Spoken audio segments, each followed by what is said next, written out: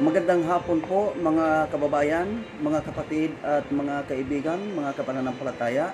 Narito na po muli ang inyong lingkod, Pastor Ed Salmandam, na magbabahagi po ng mabuting balita sa ating pong lahat. At ito po ang series of study at ito'y pang 42 po na series of study po natin sa Crossroads Global Mission. At napakaganda po yung ating pong pag-uusapan ngayong araw na ito. At antabayan na lang po ninyo mga kapatid, mga kaibigan. Datapwat ako po muna'y manalangin sa ating lahat, sa ating bayan. At akin lamang pong hilingin sa ating lahat na tayo po'y manalig lamang at manampalataya sa ating Panginoong Diyos. And let us pray. Dakilang Diyos at makapangyarihan sa lahat, Panginoong Hesus, ako po'y lubos nang nagpapasalamat po sa iyong kabutihan mo po sa aming mga buhay. Salamat Lord sa katatapos na po namin ng pag-aaral kaninang umaga sa schooling Lord, sa online e-learning distance study ng aking pong student from Canada. Ang course na kanya pong tinick up dito sa Crossroads School of Theology ay ang Bachelor of Ministry in Theology. At salamat Lord sa tagumpay po namin kanina sa dalawang subject na amin pong tinakil. At napakaganda po Panginoon Diyos sa iyo pong ginawa sa aming pag-aaral. At o Diyos, narito po ngayon muli ang inyong lingkod upang aking ihatid, o Diyos, ang kabutihan mo Panginoon sa aming pong buhay. At aking itinataas, Lord God, ang aming pong bansang Pilipinas. Lord, salamat Panginoon sa patuloy mong paggabay mo po sa amin at pag-iingat sa aming naging kaaway, sa aming buhay, sa aming kaluluwa. Ito pong pandemya ng coronavirus, O Lord God, na patuloy pa rin nananalasa ng hindi maganda sa buhay po ng tao, Panginoon Diyos. Lord, hallelujah, pangunahan mo po palagi kami, Panginoon, ang aming mga kababayan, ang aming po mga medical frontliners, Lord, ang aming mga namumuno sa aming bansa. Nawa po, Panginoon Diyos, na mamagitan po kayo, Lord God, sa mga hindi pagkakaunawaan ng mga both side, Lord God, hallelujah, na dahil dito sa pandemya ay samot-saring mga nangyayari, Lord God, na sometimes, Panginoon, ay parang nagkakaroon tuloy ng karagdagang problema sa bayan, sa bawat individual, Panginoon. Lord, ipaunawa mo sa lahat, O Diyos, ang mga kaisipan at puso, Lord God, na kailangan dito ang pagkakaisa, kailangan dito ang magsama-sama, magtulong-tulong, Lord God, upang malabanan ang kaaway na ito, O Diyos. At Lord God, dalangin ko po, Panginoon, na ang isa sa pangunahin na pangangailangan po ng bawat isa po sa amin, bawat individual, ang aking mga kababayan, ay ang pangunahin naming pangangailangan sa araw-araw, lalo na po sa pagkain, O Diyos. Kaya Lord God, aking pong dalangin na pangunahan mo po, Panginoon Diyos, ang aming ekonomiya. Pangunahan mo po, Panginoon Diyos, na matugunan ang mga pangangailangan ng bawat individual, manampalataya man o hindi manampalataya sa iyong pong ubasan, Panginoon, sa iyong pong mga salita, O Lord God. Sila po ay mga tao, O Diyos, na naghahangad din ng kaligtasan. Kaya narito po, Panginoon Diyos, ang pangangaral at pagtuturo ng iyong mga salita upang makapanumbalik ang tao, Lord God, sa iyo dahil sa kasalanan ng Diyos. Kaya pagpalain mo po ang bawat isa sa amin, mula sa aming pong President. Ingatan mo ang kanyang kalusugan, O Diyos. Ingatan mo po si President Duterte, Lord, sa kanya pong kalusugan, sa kanya pong pamumuno, Panginoon, Lord God. Walang perfectong tao sa mundong ito, Panginoon. Itinalag mo po siya, O Diyos, upang pangunahan ang aming bansang ito, Lord God. Hallelujah. Kaya Ama, ingatan mo po ang kanyang buhay, ang kanyang buong sambahayan, ang buong kabinete, ang House of Representatives, ang Senate, Lord God, maging ang Judiciary, Lord God, at ang lahat ng mga departamento ng aming bansa, Panginoon Lord, at maging ang mga nasa LG, Lord God, at sa lahat ng mga nanungkulan sa gobyerno, Lord, Panginoon, ingatan mo po ang lahat, O Diyos, ng aming mga frontliners, Lord God, ng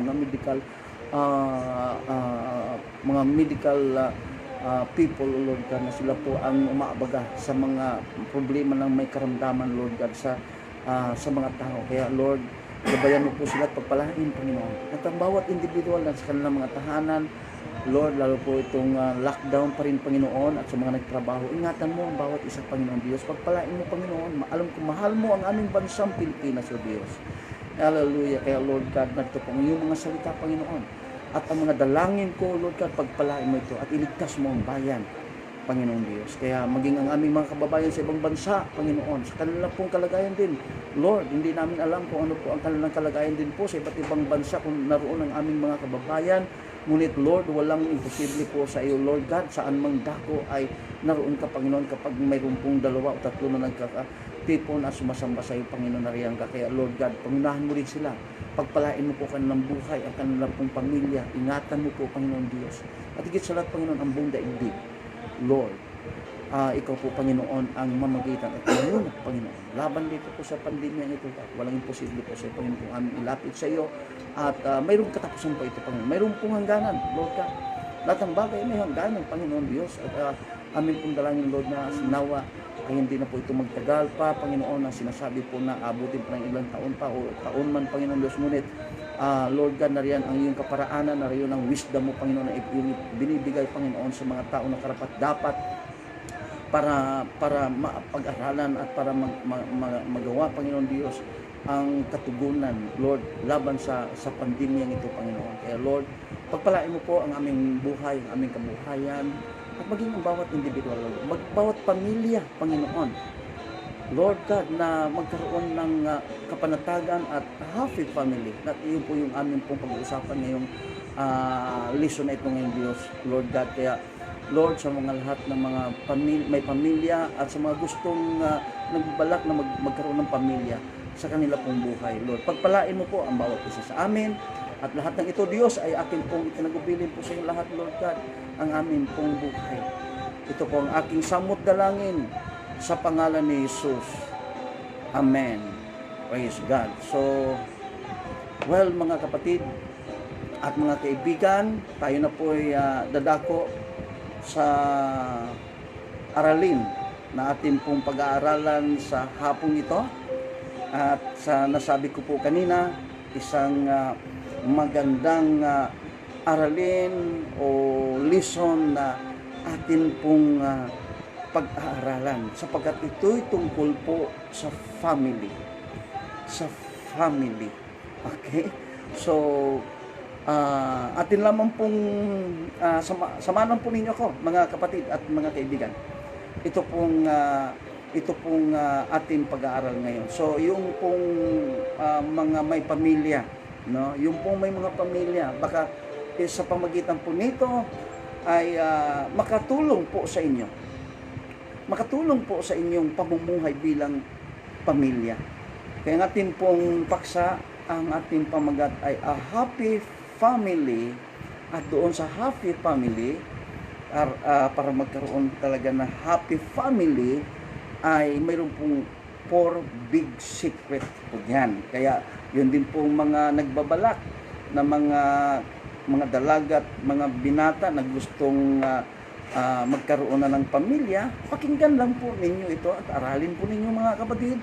Ihatid ko po sa inyo sa pamagitan po ng salita ng Diyos. Okay?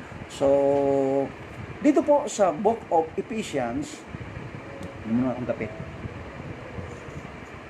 In chapter 5, verse 22 to verse 31.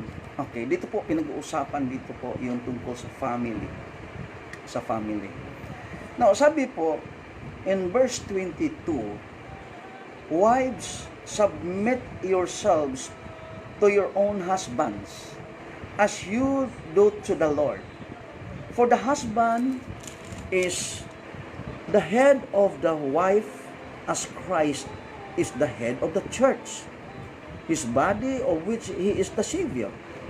Now, as the church submits to Christ, so also wives should submit to their husband in everything. Husbands, love your wives, just as Christ loved the church and gave himself up for her to make her holy, cleansing her by the washing with water through the word, and to present her to himself as a radiant church without stain or wrinkle or any other blemish, but holy and blameless. In this same way, husbands ought to love their wives as their own bodies. He who loves his wife loves himself.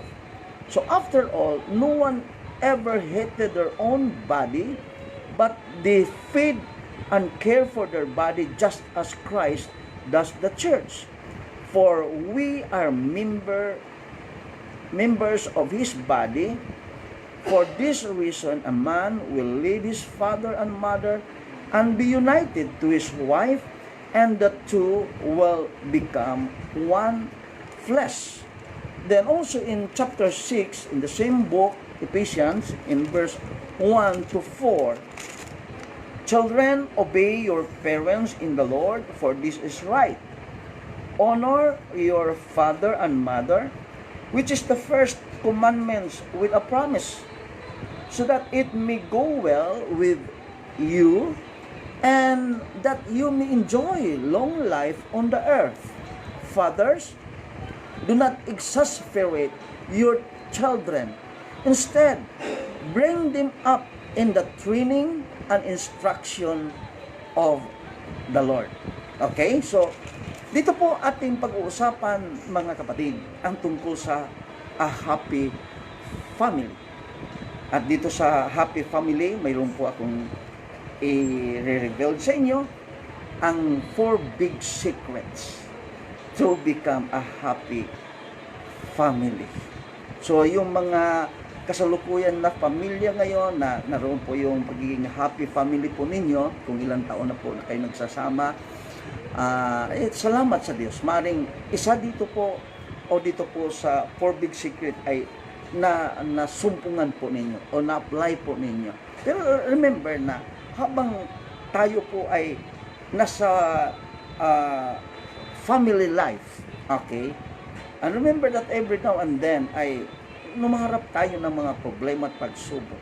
Okay? Kaya kailangan po doon na alam natin kung paano natin ma-maintain yung happy family. Okay? Now, sa mga nagbabalak naman na mga binata at dalaga na dumating sa kanilang point na gusto na nila pong mag-asawa or gusto na magkaroon ng kapartner para maging family, of course. So, ito po yung maganda po para sa inyo na makita ninyo, no? Mapaghandaan, kumbaga, ang inyong buhay. At sa pamagitan nito, nawa po ay makabigay po ng karagdagan ng kaalaman at tulong po sa inyong buhay. Dahil sa akin pong buhay, bilang isang magulang, I am a father of 4 children, no? At I have my own one and only wife. Okay? At ang amin pong pagsasama ay more or less ay nasa mga papasok na po doon sa sinasabing silver anniversary ba yun? Na ganon. So, may dalawa na rin akong apo. Ang pangalan ng aking 4 na anak ay James Rel, Jude Rel, John Rel, and Joy Rel. So, yun po ang amin pong anak. Talagang amin pong pinaghahandaan po lahat yan noong kami po ay nagkaroon na po ng mga anak at pamilya. So, ngayon po mga kapatid at mga kaibigan, sa aking kaalaman, experience ko rin po bilang isang magulang. Okay. At sa pagkakaunawa dito po sa salita ng Diyos na atin pong binasa, mga kapatid, at ito'y tungkol po sa isang family. Okay? Na once ang dalawang nagmamahalan, a couple, okay, man and woman, enter into a marriage life na siyang husband and wife, ay a happy life, a happy family. Okay, di po ba? So, yun po yung talagang hangad niya o nais ng isang couple na ang kanila pong pamilya ay magiging masaya. A happy family. Okay, a happy family. Pero, sad to say, maraming pamilya po na hindi naging happy family po. Okay? Na hindi naging happy family. Kumaga, nabigo po ang couple na hindi nila na attend sa kanilang pamilya na naging happy, no? Bagkus, ito nga po, nauwi pa ito sa hiwalayan. Okay? So, hindi man ako nakapag alam doon sa census, sa ganun pong kalagayan sa isang pamilya, kung ilan ba ang happy family ngayon, ilan ba ang sad family ngayon, o malungkot na pamilya. Lalo kapag ang pamilya ay nagkaroon ng hiwalayan o nagiging broken family. So, ang inyong lingkod, mga kapatid, marami pong dapat natin pang pag-aaralan sa salita ng Diyos, lalo patungkol sa ating spiritual realm. Okay? Pero hindi po natin pwedeng isang tabi, mga kapatid ko, yung ating physical realm, yung ating kaligayan dito sa lupa bilang isang tao, mga kapatid, na tayo po ay mayroon pong pamilya, no? Kaya nga po ang hangad, no, ng tao, no, kaya nilikha tayo ng Diyos, at maging ang Diyos po, mga kapatid ko, nung nilikha niya ang tao, design po talaga ng Diyos na ang taong kanya nilikha ay magkaroon ng family. So, kaya dapat talagang ating pag-aralan at alamin ang tungkol po sa isang pamilya, mga kapatid. Isang pamilya. Okay? Kaya minabuti po ng inyong lingkod sa dikta ng Diyos.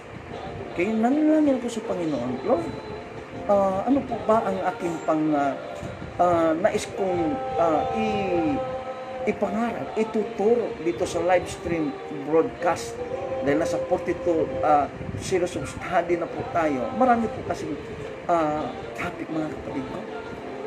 Ang salita ng Diyos ay wala pong katapusan. Wala pong katapusan. Mawala man ang langit at lupa, pero ang salita ng Diyos ay manatili, mga kapatid ko, para sa ating buhay. Kaya sabi ko na gusto kong ituro, gusto kong ipangarap ang tungkol po sa buhay ng isang pamilya at yung pong happy family. Kasi po, mga kapatid ko, na marami po talagang naging broken family, maririnig natin, naghiwalayan, naging sad family, malungkot ang pamilya. Gusto natin na maging happy family. Lalo na po itong pandemya na ito, mga kapatid at mga kaibigan. So, isang katanungan, ano po ba ang naging dahilan? Bakit may mga pamilya at mga yung malungkot na pamilya, sad family, okay? Yung pamilya na nasira dahil naghihiwalayan, mga kapatid ko. So, ano po ba ang naging dahilan? So, maraming dahilan, no? At siguro hindi na po natin isa-isahin pa ang mga kadahilanan. At hindi na po yun ang ating pag-uusapan. Kung ano yung kadahilanan, kung bakit hindi naging happy family, naging broken family, yung sinasabing naging broken family, naging sad family, no? Habang nagsasama, sad family siya. Okay? So hindi na po natin 'yan ang pag-uusapan. Ang pag-uusapan natin kung paano maging happy family po tayo. Kung happy family tayo ngayon, manatiling happy family. Kahit dumating man ang anumang pagsubok, kagaya po nitong itong pandemya na ito, hindi natin alam mga kapatid ko dahil sa walang trabaho or maaring ang kanyang kalagayan ngayon sa pangangailangan sa pagkain o material or financial ay maaring dahil dyan ay nag-aaway ang pamilya, okay? Nag-aaway o nasira ang pamilya, hindi natin po alam, okay? Pero dahil po sa ganung pong kalagayan mga kapatid, posible at mangyari po na sa pamagitan na yan ay nagkaroon po ng ganung situation sa buhay po ng isang pamilya mga kapatid. Kaya narito po ngayon ang inyong lingkod upang ibahagi mga kapatid ko kung paano po mapapanatili ang isang pamilya, kung siya po ay happy family nila, manatili kahit mayroon pong anumang pagsubok na maranasan sa pamilya. At sa mga mayroon ng problema ang pamilya, kalungkutan na ang kanyang pamilya, lalo po sa mga broken family na baka pwede pang maibalik ang kanilang pagiging isang pamilya na noong sila'y ikinasal ay nandoon ang kanilang sumpaan, no? Na walang iwanan, okay? Na nandoon ang sumpaan na kahit till death do us part, na ganun po ba, no? Na baka mga kapatid, ito ay mga katulong po sa pamagitan po ng kaalaman at karunungan na ang salita ng Diyos ang siyang pinaka-guide natin upang makamtan natin yung happy family. So mayroon nga pong kasabihan na nagsasabi ng tapat, yung kasabihan na ang nagsasabi ng tapat ay nagsasama ng maluwag. Mayroon pong kasabihan ng ganun eh. Ibig sabihin, kapag tapat siya, talagang magsasama ng maluwag. Yun po yung isa doon. At mayroon pa isang kasabihan, no? Yung tungkol sa labing, na sinasabi doon, kahit saging, basta labing. Basta labing. Ay, siguro, yung happy family niya, nandoon yung labing-labing, no? So, yun mayroon pong ganun pong kasabihan. Maganda po yung kasabihan. Ibig sabihin, kahit na mahirap kahit mahirap lang, kahit na walang-wala, ay happy pa rin. Okay? Happy pa rin. So, now, ang hangarin natin sa turong ito ay to empowering a family for time and for eternity. Okay, ganito po ako ngayon mga kapatid ko bilang lingkod ng Diyos, bilang nangangaral at nagtuturo ng salita ng Diyos at ina-apply sa aking buhay, sa aking pamilya, no, mga kapatid ko. Kaya sa awa ng Diyos, sa tulong ng kanyang mga salita, masaya kami, no? Masaya kami.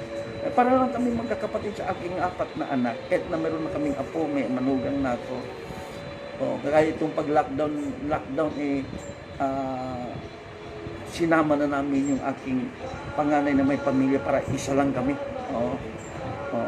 Napagkatapos po nito, libalik na sa kanyang sariling tahanan. Dahil gusto ko pong ma-care po silang lahat, no? Habang nandito po sa pandemya na ito, sa lockdown. So, to empowering a family for time and for eternity, no? Hanggang sa pagbabalik ng ating Panginoon. Kasi pag bumalik ng ating Panginoon, tayo na po'y isasama doon sa kanyang kaharian, sa kalangitan, talagang doon, wala na po talagang kalungkutan. Wala na po talagang pagkakataon pa na magkaroon pa ng yung kasiraan ng masira ang isang pamilya. Wala na po talaga doon, no? Pero kapag nandito tayo sa lupa, mga kapatid ko, ay talagang subject po lahat dyan. no, subject po. Kaya kailangan ma-empowered ang isang pamilya for time and for eternity. So now, sa pasimula ng noong likain ng Diyos ang tao, so balikan natin po yung kasaysayan po kung paano nilikha ng Diyos ang tao. And God said, and Genesis chapter 2 verse 18, ito yung kasing sinasabi ng Panginoon nung kanya na pong likain o nilikha o likain niya ang tao. In Genesis chapter 26, that's the plan of God, na kanya pong lalangin ang tao. Then in verse 27, in Genesis chapter 1 verse 27, yun na po yung kanya pong pag-declare na kanya pong lilikhain na ang tao ayon sa kanyang wangis. Then in Genesis chapter 2 verse 18, ito na po sa kanyang paglalang. Sabi niya, it is not good that the man should be alone. Ayaw daw po niya na hindi raw po mabuti kung ang isang tao, yung lalaki, na yung siya lang mag-isa, should be alone. Kasi sabi ng Diyos, I will make him an helpmate for him. Yung sinabi pong helpmate for him, maging katuwang niya, hindi po yung maging katulong niya. No? Hindi po yung ganun ang interpretation po doon. No, sa explanation and translation doon sa helpmate. Hindi po yung maging katulong, kaya hindi pwedeng ituring ng iyong asawa na maging isang katulong, kundi helpmate, katuwang. Bilang isang pamilya, katuwang. Katuwang niya. Bakit po?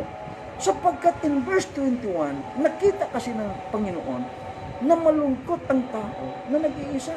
Si Adan malungkot. Nung nilikha siya, nilagay siya sa Garden of Eden, na nag-iisa siya, tapos nakikita niyo yung mga hayop, mayroong kapartner, yung ibon may kapartner, so may kapartner, masaya po, may kapartner, pero si Adan malungkot si Adan, kaya napaawit si Adan that time, alam ba niyo kung anong awit ni Adan? Lonely, I'm Mr. Lonely. Ay, akin na po yun. Pero malungkot talaga si Adan. Yun ay nakita ng ating Panginoon Diyos. And the Lord God caused a deep sleep. Pinatulog siya ng malalim ng ating Diyos to fall upon Adam, and he slept, and he took one of his ribs. Kinuha yung isang tadyang niya sa tagiliran, and closed up the flesh instead thereof. Okay? And the ribs, in verse 22, which the Lord God had taken from man, made he a woman, and brought her unto the man. Nang ibig sabihin mo, nung pinatulog si Adam ng malalim na pagkatulog na hindi siya magising, kasi kukunin yung kanyang isang tadyang, dahil yung tadyang na yun ang gagawin na maging ka-helpmate niya, na magiging isang babae, no? So, kinuha doon. Kaya nung mangyari na po yun, in verse 23, and Adam said, so matapos pong kinuha, nangyari na po, na sa pagkagising ni Adan, nandun na sa kanyang tabi, si Eva. Oh, nandun na sa kanyang tabi. Kaya, napaawit ulit si Adan. Napaawit siya. At ang awit niya ay ganito, You are the answer of my lonely prayer. Oh, akin lang yun. Okay. So, sabi ng verse 23, and Adam said, sabi niya, this is now bones of my bones and flesh of my flesh, because she was taken out of man. Okay? So, sinabi ni Adan na ito yung aking bones of my bones, buto ng aking buto, laman ng aking laman, kasi nanggaling siya sa akin. Okay? Kaya nga po, ang isang husband and wife, no? Yung maging one flesh, no? Sinasabi po, mga kapatid ko, sa salita ng Diyos. Okay? Kaya, mga kapatid ko, kung sa dami namang parte ng katawan ng tao, at tingnan po ninyo ha, bakit pa yung tadyang ang pinili ng Diyos na doon kukunin para gawin niyang ka-helpmate. Bakit sa tadyang? Bakit hindi sa kamay? No? Bakit hindi sa paa? Bakit hindi sa ulo? Sa parte ng ulo? No? Pwede naman siguro doon kunin ng Panginoon para gawin ng maging katuwang ng lalaki ang isang babae. Kasi po, kaya po hindi kinuha sa kamay. Dahil upang ang lalaki ay hindi po dapat niya saktan ang kanyang katuwang babae. Kamay, di ba? Para magawa niyang suntukin, magawa niyang saktan.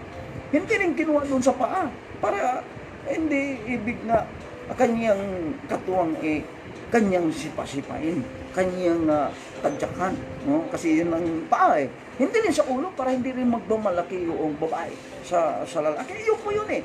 Kaya kinuha sa tadyan kasi malapit sa puso. Nang ibig sabihin, para mahalin, alagaan. Oh? Kumbaga, ka-helpmate mo eh. Katuwang mo sa buhay, sa iyong pamilya. Okay? So, yun po, mga kapatid ko. So, in verse 24, therefore, shall a man leave his father and his mother, and shall cleave unto his wife, and they shall be one flesh. Na maging isang lamanan. Kaya nga po, ang mag-asawa po, okay, yung mag-asawa ha, ay sa ating loob da lang, in the family code natin, yung legal, na yung kasal. Yun po yung legal eh, yung ikinasal siya. Okay? Sa mata ng Diyos at sa mata ng tao, ay kasal siya.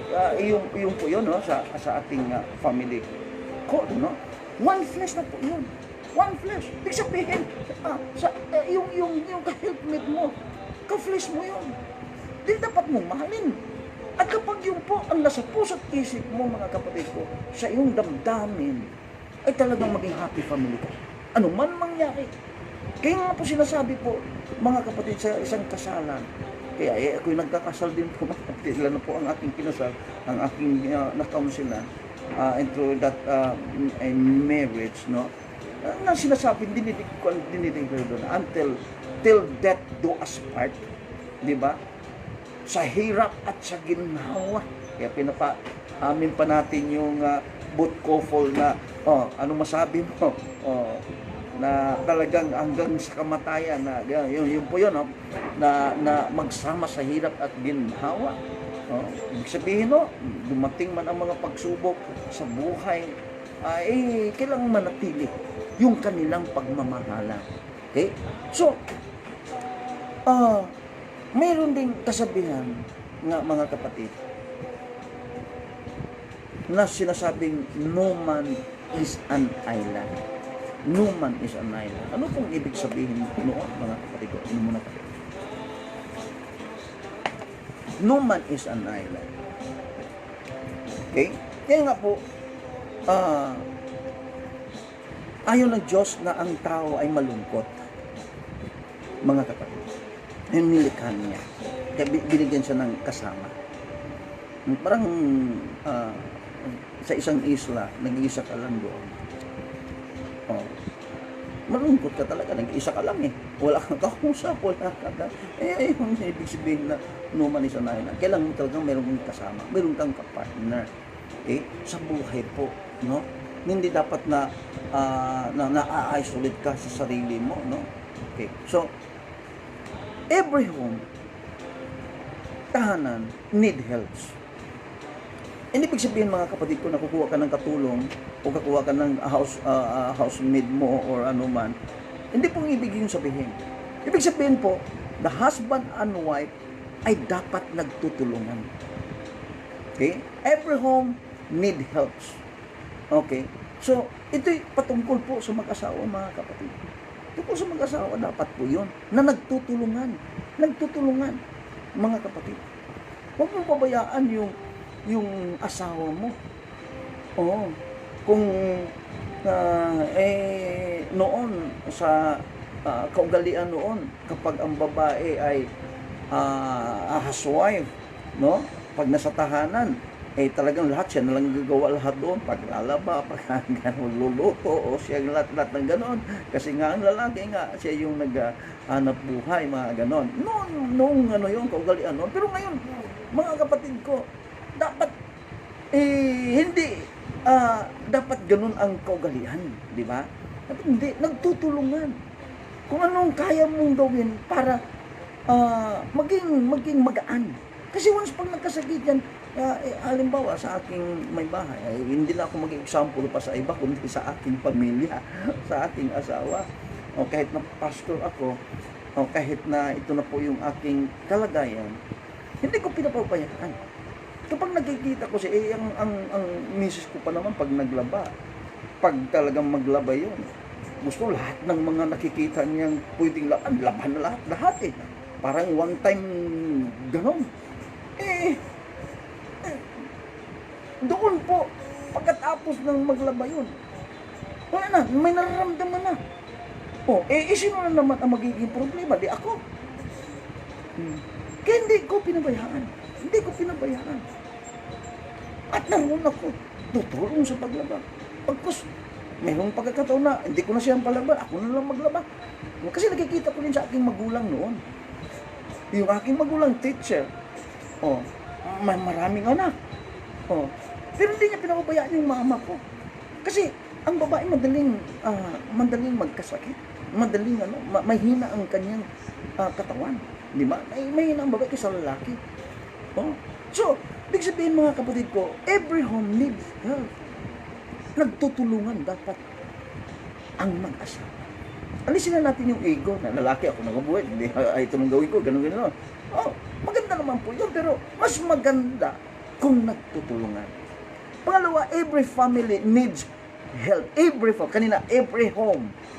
Now ngayon, every family needs help. Pag sinabi ng pamilya, lalo pag mayroon ng anak, so husband, wife, and children, dapat na buong pamilya, mga anak, no? Kapag malaki na, dapat tulong-tulong. Huwag natin pabayaan ang ating magulang, mga kabataan, mga children, mga anak. Huwag mo niyo pabayaan ang inyong mga magulang. Dapat tulong, okay? So, every family needs help. Pangatlo, every couple, marriage, need help. Okay? Na, kailangan talaga ang pagtutulungan. Okay, bilang couple, mahal mo di ba? Ka-flesh mo siya, ka-bones mo siya. So, dapat naroon po yung pagtutulungan. So, there is two best things, no? Mayroon pong dalawang bagay na maganda na kailangan doon sa marriage, sa mag-asawa, sa couple. Dalawang bagay dapat na ito hindi makaligtaan ng isang couple, isang marriage, lalo na po na tayo ay nanampalataya at nananalig sa Diyos. Alam po ninyo, ang best na kailangan ng isang marriage or the couple, yung pong, di ba pag nagkaroon tayo ng problema, kailangan natin ng counseling, di ba? Kailangan natin ng yung magbigay sa atin ng payo. Magbigay sa atin ng kung anong dapat nating gawin. Okay? So, alam mo, the best counselor, alam mo kung sino? Ang ating Diyos. Ang ating Diyos, siyang naglikha eh. Siya nagbigay ng hininga sa atin eh. Siya nagbigay ng lahat. Kung so, the best po yun. Magulang natin, yes, nandoon po ang kanyang, yung kanyang may papayo sa atin or sa ating mga kaibigan, pero the best counselor ay ang ating Diyos. At ang manual, best manual natin, na dapat yung mag-guide sa atin, alam ko ba ako The Word of God. The Word of God. Ang Bible po, mga kapatid. Ang Bible at ang Diyos, kasi salita niya ito, mga kapatid ko, kapag ito po ang gamitin natin na magiging gabay natin bilang isang pamilya, yung family natin ay maging happy family forever. Maging happy family forever.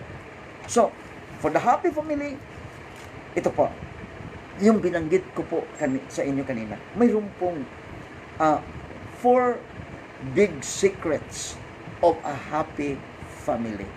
Kaya ito pong lesson na ito ay hindi natin matatapos sa isang upuan lang. Kasi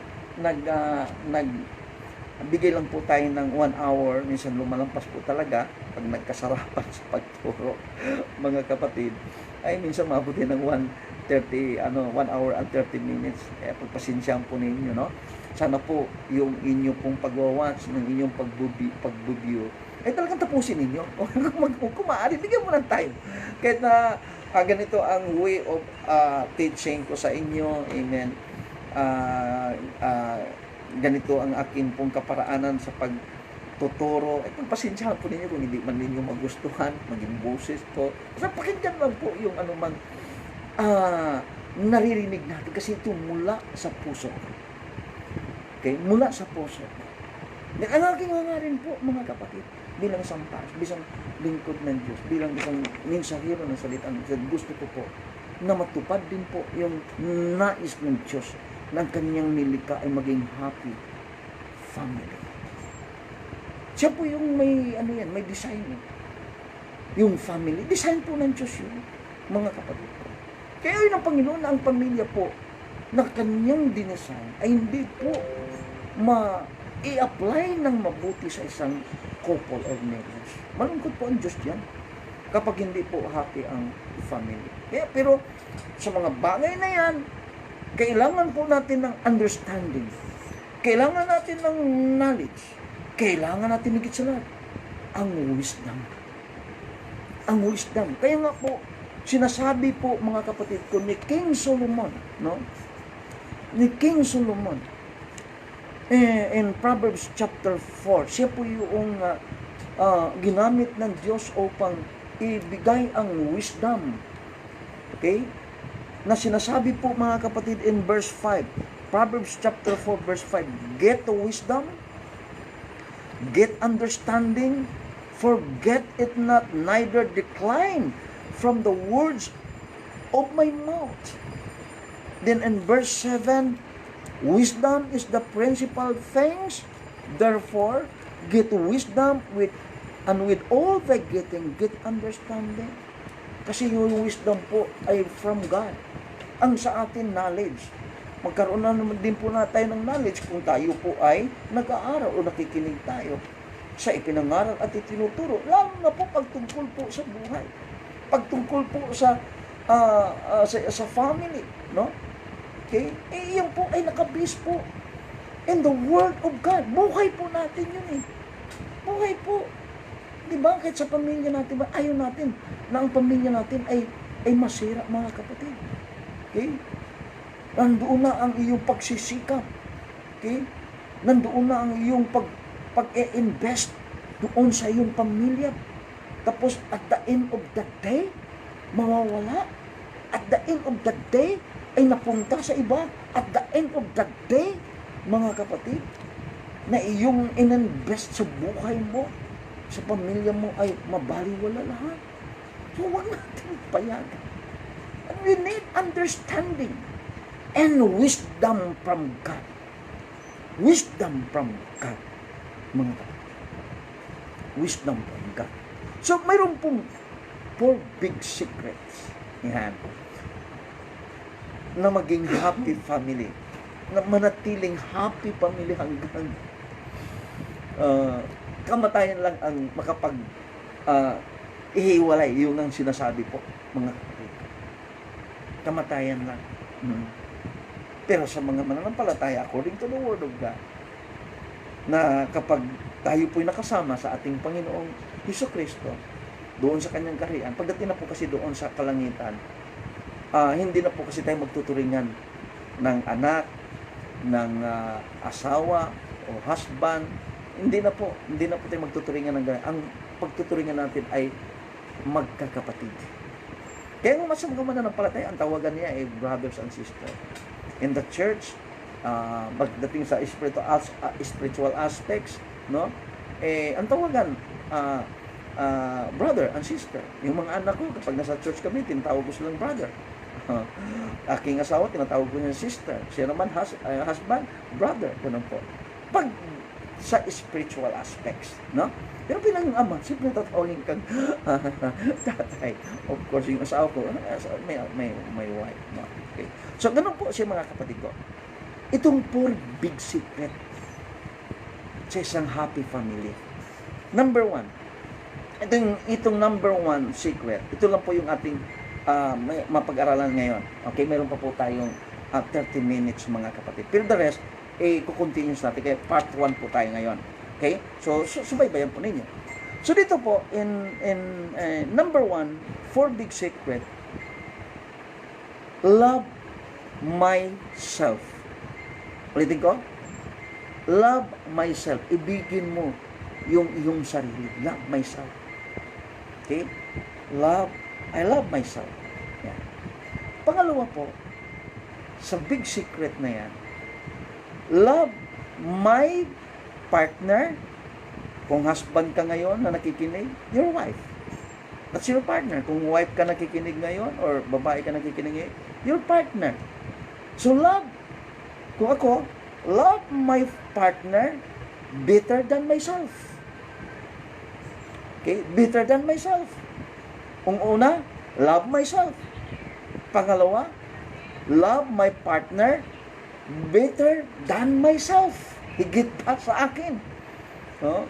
Lalo kung mas mahal ko ang aking kapartner, higit sa pagmamahal ko sa aking sarili.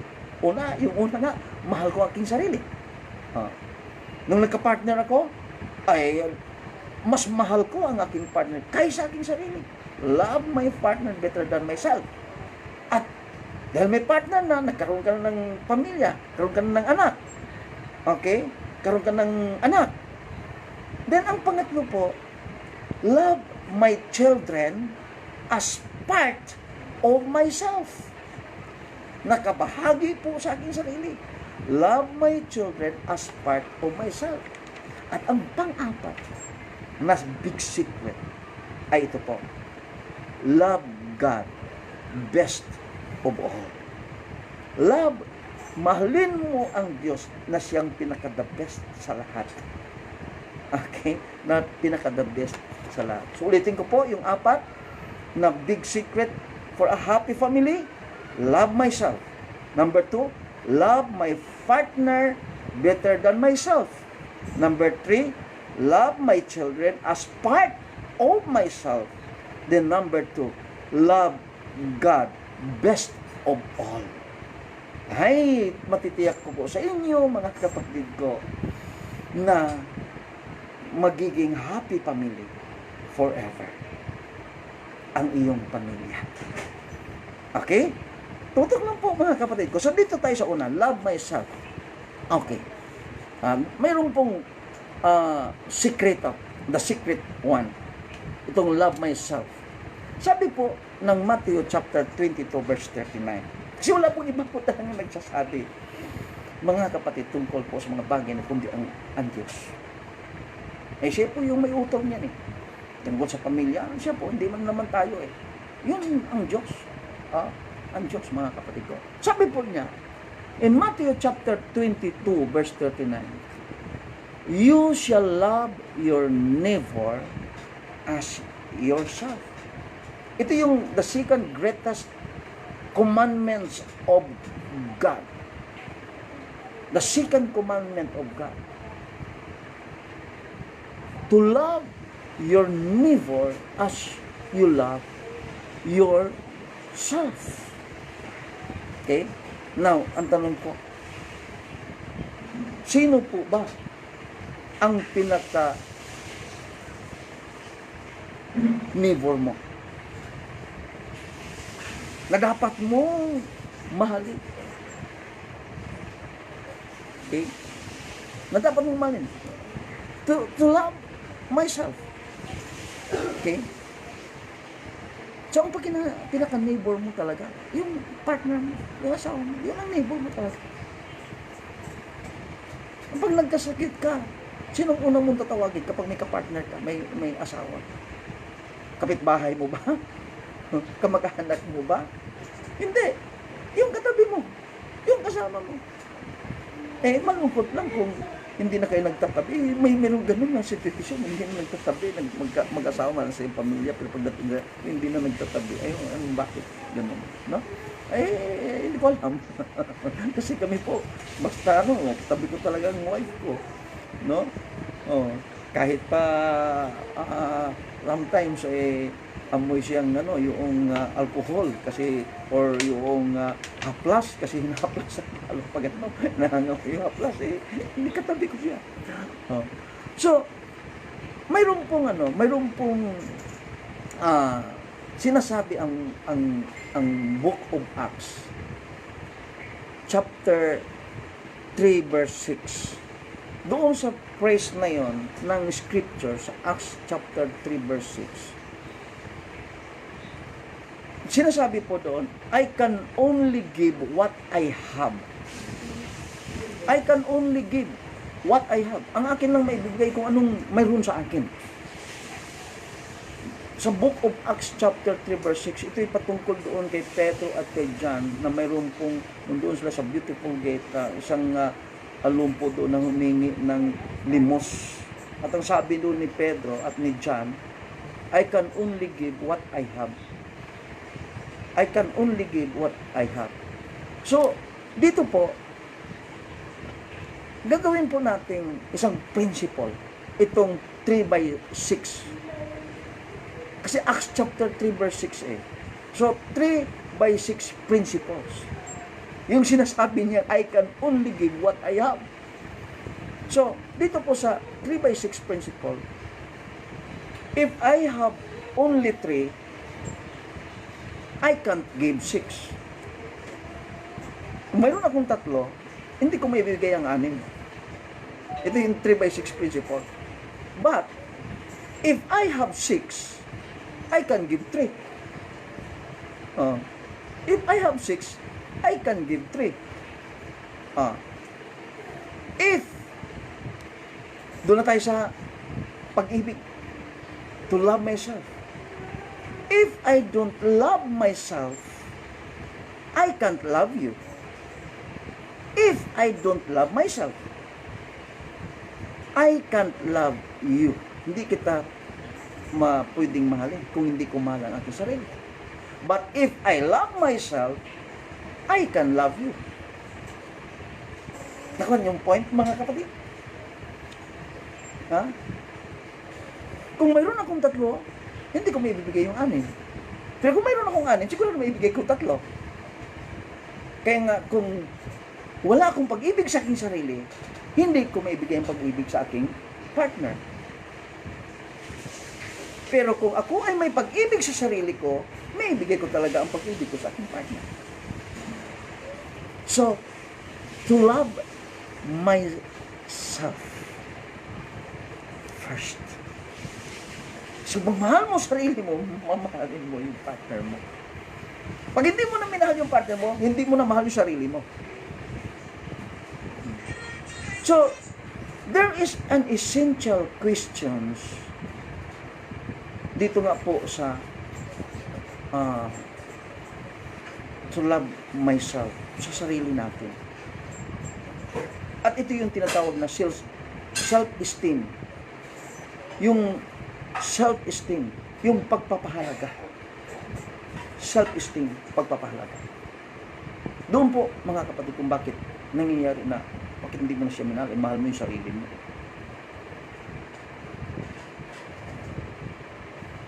So, how can I change? Kasi mayroong sinasabing low self and high self-esteem. Diba? Yung mababang pagpapahalaga at yung mataas na pagpapahalaga. Kung tatanungin kita, ano ba yung self-esteem mo? Mababa ba? O mataas? Then of course, yung mataas na pagpapahalaga, yung pinapahalagahan mo talaga, yung sarili mo. Hindi yung mababaw lang yung pagpapahalaga mo sa sarili mo. Kasi yung mababaw na pagpapahalaga, parang pabayaan mo yung sarili mo. Alam mo yung mga nagpapabayaan na sa sarili, mababaw na kanya, yung kayang self-esteem. Low self-esteem na siya. Kailangan nandun sa mataas. Okay? Para talagang ang kanyang sarili iingatan ng mabuti, mga kapatid ko. So, paano ito ma-change? Kung nandoon tayo from low self word to high self-esteem. Okay? So, number one, the self-esteem number one, yung pagpapahalaga sa sarili, ganito po. Ganito lang po kasimple yun. No? Ask myself why. Ask myself why. Tanongin mo siya bakit ka low self ka. Yung parang kulang mo yung pagpapahalaga. So, ask myself why. Kaya sabi ni David po, mga kapatid, si King David, in Psalms 43 verse 5, sabi niya ito sa kanyang awit. Sabi niya, why are cast down, O my soul? Kumbaga, andun siya sa low self-esteem. Yung nagtanong niya sa sarili, why are cast down, O my soul? Ibig sabihin, yung sarili natin. Tinatanong ni David sa sarili niya, why? Kaya, ganun din po, ask yourself, o ask myself, why? Bakit naging low esteem? O low self-esteem? So, pangalawa, self-esteem number 2. Paano po ba? Para yung low self-esteem mo worth to a high self-esteem. Ayun po yung ating pinag-usapan. Okay. Ang pangalawa po, put my past to rest.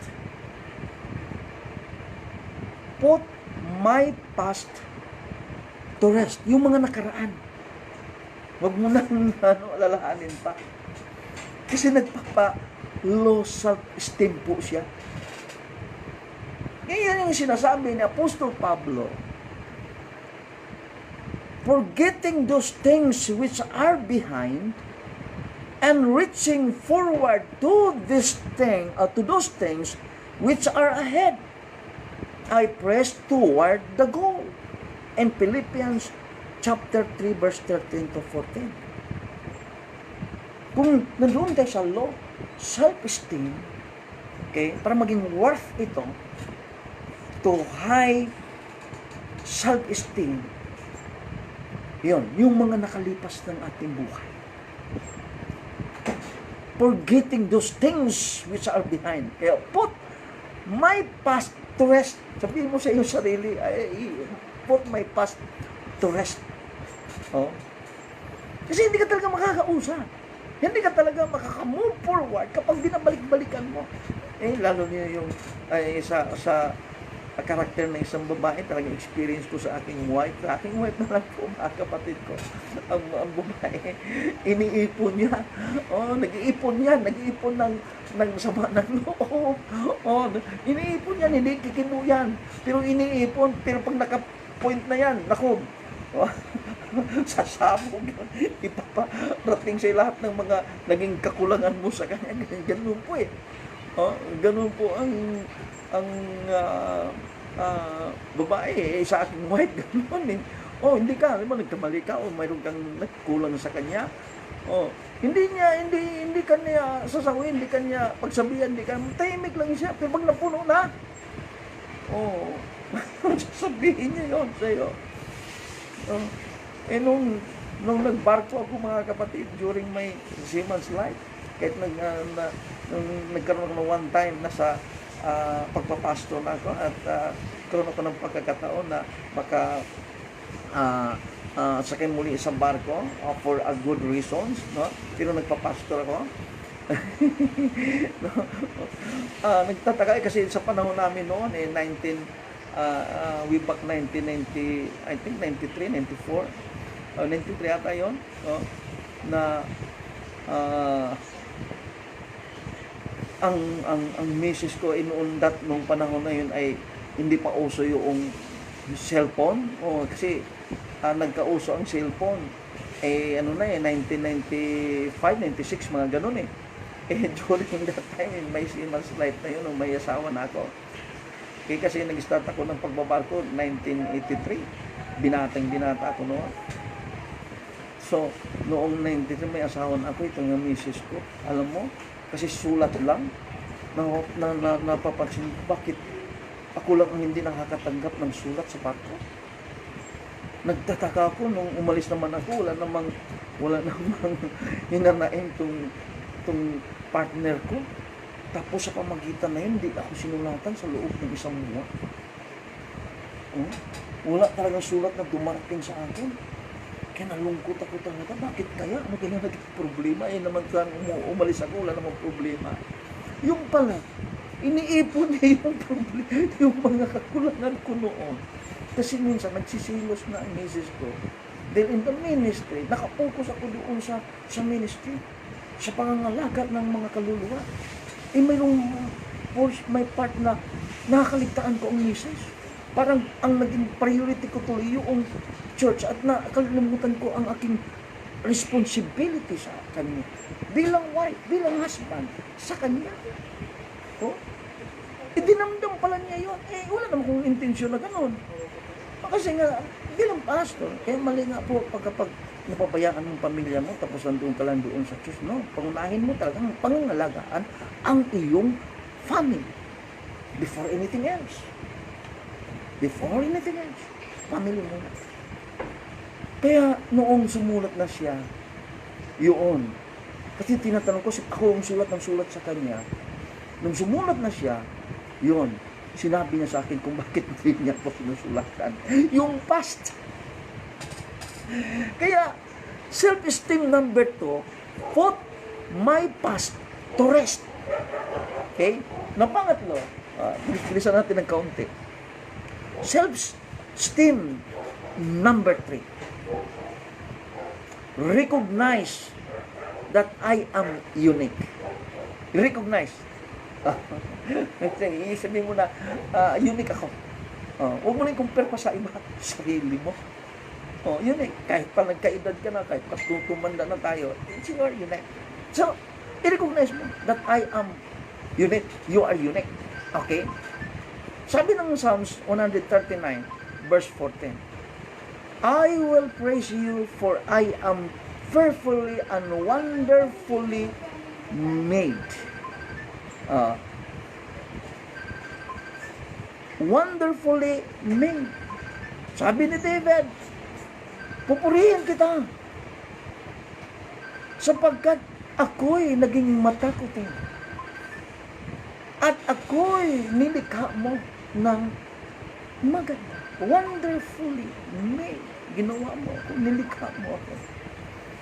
Ibig sabihin po, i-recognize mo lang yung sarili mo. Kaya nga mayroon pong point na pinagsisilo sa atin ng asawa kasi mayroong mas bata sa'yo na nakausap mo kayo, baka kapalitan ako, medyo matanda na ako, kumukulubot na ako, ito ganyan. So, recognize that I am unique. Para wala, yung self-esteem natin, no? Na talagang,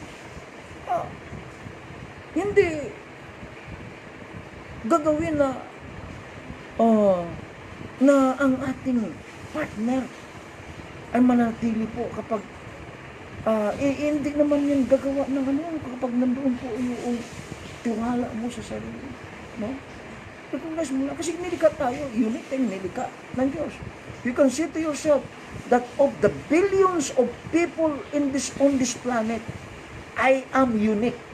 No one has my face, no one has my eyes, no one has my voice, no one has my finger, no one's fingerprint, no one has my DNA. Ikaw yun, unique ka yun. Unique ka. Kaya nga, naging kapartner mo siya, tandaan po natin yun. According to the word of God, na ang babae na kinuha mula sa tadyang mo is your flesh. Bones of your bones and flesh of your flesh. Ang kailangan lang po para nandoon yung high self-esteem natin. Okay, mataas yung ating pong pagpapahalaga sa buhay natin. Huwag tayong ma-dismayed kung ano man kapag dumating man sa kwenta, ganito na ang kalagayan natin. Dahil you are unique, tinanggap ka, maging ka-partner mo siya dahil unique ka sa kanya. Unique ka sa kanya. Yung hindi na niya makikita sa iba yun. Hindi na niya makikita sa iba. Diba? Eh kaya yung iba nagtataka, bakit niya inibig yung samantalang ang layo naman nila ng ang layo naman nila, parang hindi sila bagay, mga sinasabing gano'n. No, nakikita sa iyo, unique. Okay, so, yun po, yung pangatlo. Ang pang-apat, self-esteem number 4, identify my strengths. Identify my strengths. Na sinasabi po doon sa 2 King chapter 4 verse 2. Sabi po, itong si Elisha, the prophet, tinatanong niya yung woman. Tinatanong yung woman kasi during that time ay mayroong matinding kagutuman sa lugar na yun. At si Elisha, the prophet of God, pumunta sa isang tahanan na naroon po isang woman at humihingi siya. Nasabi niya, kapag bigyan mo ako, hindi ka na mauubusan sa iyong pangangailangan. Ako yung messenger of God at prophets. So, sabi, tell me, what do you have in the house? What do you have in the house? Ang sabi po ng woman, ito lang talaga ang aking nakakayanan. Ito na lang po.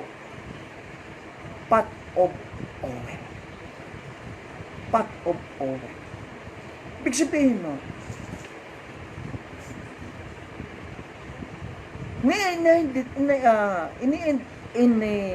identify niya yung anong mayroon siyang lakas. Yung strength niya. Sabi niya, ito lang po ang natitira sa akin. Yung pot of oil, yun lang ang kanya nakakaya. Hindi na siya nagsasabi na wala. Hindi nagsasabi na marami. Hindi, sinabi niya, ito lang, a pot of oil, yun lang po ang natira sa akin, mayroon ako. So, she identified his strength. Identifying her strength. Kaya, yung narito sa atin, okay? Huwag tayong malungkot kung ito na lamang ang nakakayanan natin. Kaya nga po, sa family, mga kapatid, yung sinasabi nga po na ang buhay ng tao ay parang katulad ng isang gulong. Na sometimes nandoon ka sa ibabaw, tapos sometimes nandoon ka sa ilalim. Tapos pag nasa ilalim ka na, iiwanan ka ng kapatner mo. Di ba? Hindi niya mahal ang sarili niya. Iiwanan niya. So, yun po yung pang-apat, no? At saan ba yun? Ang pang-5, self-esteem number 5. Yung sinabi ng Philippians chapter 4 verse 13, sabi ni Paul, ni Apostle Pablo, I can do all things through Christ who strengthened me. Yung sinabi na yun, mga kapatid, ang ibig sabihin doon sa if you're in the low self-esteem, para ito ay mag-work to high self-esteem. Okay. Ibig sabihin ni Pablo, just to think and talk positively. Think and talk positively. Yung uh, a positive thing. Yung a positive words. Think and talk positively. Okay? Ay yung sinasabi po na I can do all things. Sabi ni Paul, I can do all things through Christ who strengthened me. Ang Diyos natin, mga kapatid ko. Tiwala lang tayo sa Kanya. Amen. I can do all things.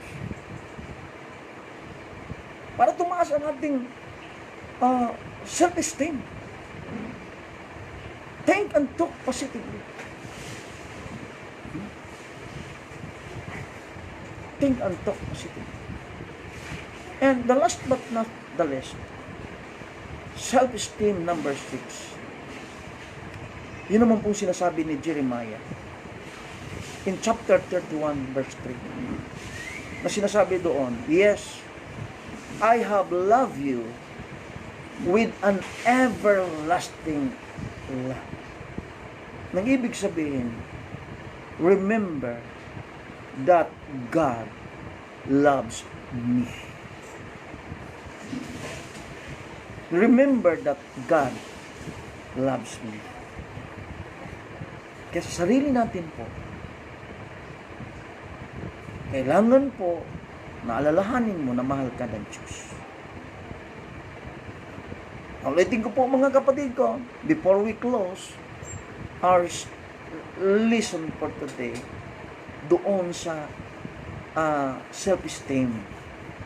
Okay?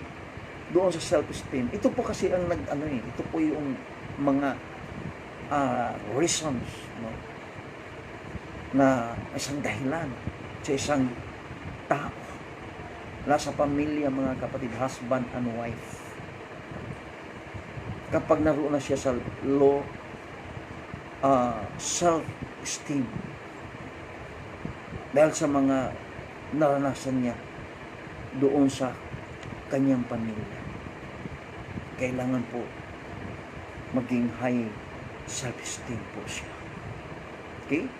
Ulitin ko po, i-review ko ng kaunti. The number 1 self-esteem is recognize, ask myself why. Okay, ask myself why. Pangalawa, put my past to rest. Pangatlo, recognize that I am unique. Pang-apat, identify my strengths. Pang-lima, think and talk positively. And the last but not the least, self-esteem, remember that God loves me. So in my conclusion, in this part 1, dito sa 4 big secret, love myself. A happy marriage does not start with finding the right person, but with being the right person. Ulitin ko po. A happy marriage, happy family, does not start with finding the right person, but with being the right person. So hanggang dito na lang po ang ating pong pag-aaral in this part 1, a happy family, 4 big secrets. At ang ating pong susunod na ating pong in part 2, dito po sa happy family, ay yung pangalawang sekreto, a big secret. Love my partner better than myself. Hanggang sa matapos po natin itong 4 na lesson na ito. Ulitin ko po yung big secret. Love myself, number 1. Number 2, love my partner better than myself. Number 3, love my children as part of myself. Then number 4, love God best of all. So hanggang dito na lang po mga kapatid at mga kaibigan, mga kababayan, mga kamag-anakan. Manalangin po tayo sa ating Panginoon. Dakilang Diyos at makapangyarihan sa lahat. Panginoong Hesus, salamat po, Ama, sa wisdom, knowledge and understanding ay pinagkaloob mo po sa amin. Dito po sa amin pong listen, O Lord God, a happy family. For there are 4 big secrets, O Lord God. Salamat po sa unang part ng listen. At nawa po, Diyos, ay may natutunan at nakapagbigay ng kalakasan sa couple or sa family, Lord. Ito pong aking pagtuturo. At sa mga gustong magkaroon ng pamilya na po, Panginoon, sa mga buhay. To God be all the glory. Ito po ang aking samot-dalangin sa ipong lahat ng kaluwalhatian ng Diyos. Binabalik ko po sa inyo lahat yan. Sa pangalan ni Jesus. Amen. So God bless us all. Thank you and bye.